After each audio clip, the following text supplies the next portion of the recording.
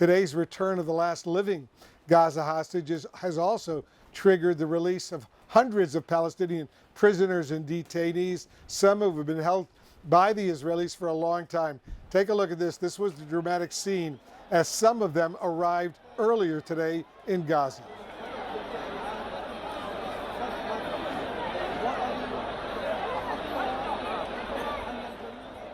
All right, let's go live right now to CNN's Nada Bashir. She's joining us from Ramallah in the West Bank. What happens to the released prisoners and the detainees now that they're back in Palestinian custody, Nada?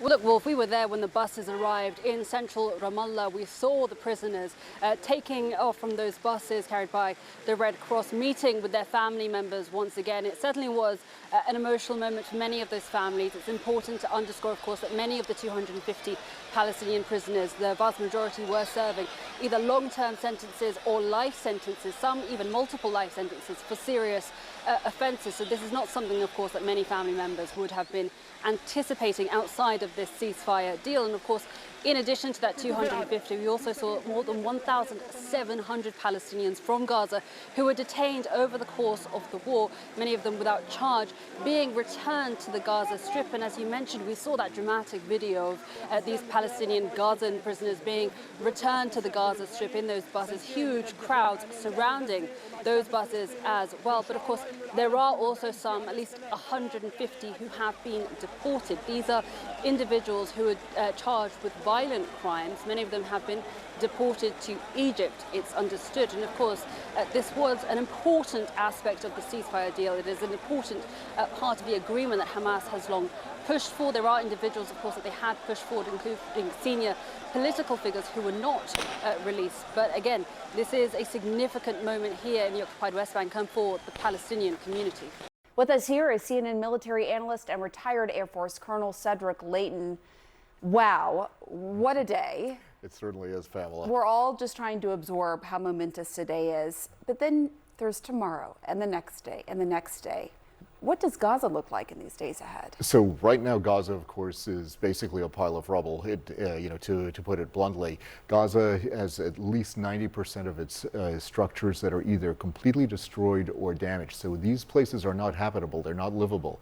And one of the key issues that's going to happen, Pamela, is they're going to have to get the aid in there very quickly. There is aid that's moving in there right now, but the aid is going to have to come in really quickly in order to prevent not only starvation, but also possible deaths from frost as the winter comes in, and that's going to be a critical thing for this area. They have to move quickly. They're trying to do that. All the UN and other aid groups are definitely poised to do this, but there's nothing like speed for something like this. And then when it comes to the security situation, you're looking at an area where there already is a contested area between Hamas policemen and various clans within Gaza. Some of those clans have helped the Israelis, and there's a lot of fighting going on right now there. So this is going to be a very tenuous situation.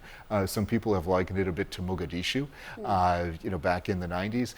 That is something that could happen, but the international community has to work very hard to prevent that from happening. This is a great day, but there's a lot to come for the future. So are you concerned a civil war will break out in Gaza? Oh, I think it's very possible because you've got a lot of clans that are part of the fabric of Gaza. Mm-hmm. So these are families that have lived there for centuries, and they have their own vested interests. You have political groups like Hamas. You also have Palestinian Islamic Jihad and other groups. So there is a chance that these groups could go after each other.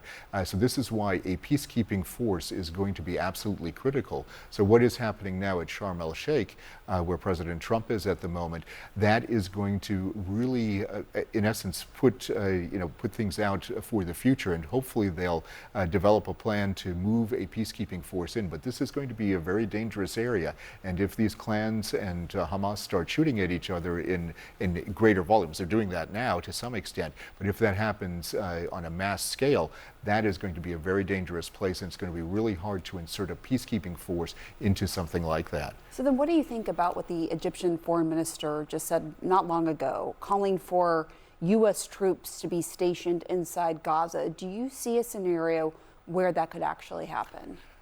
It's certainly possible, but it's very much against what President Trump has said in his analysis of the situation. And, basically what President Trump has tried to do with the Civil Military Coordination Center that they've developed, those 200 troops, the U.S. troops that are in Israel or about to be in Israel, those are supposed to be basically a command center for the peacekeeping effort in Gaza.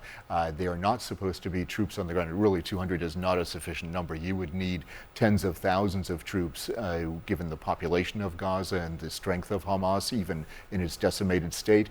It would be very difficult to insert a force in there if it's not of sufficient strength. So I think the Egyptian foreign minister's desire, I can understand why he would say it, but I think it's unrealistic. The Arab states are going to have to step up to make this happen. Otherwise, I don't see lasting peace scenario possible for Gaza unless there's something like an international force, but an Arab-based force that does the kinds of things that need to be done to keep those sides apart and to allow the population of Gaza to get the aid that they need. Yeah, hopefully they get the aid that they need soon. 2 million people, around that number. Yes. Very much in need. Colonel Cedric Leighton, thank you so much.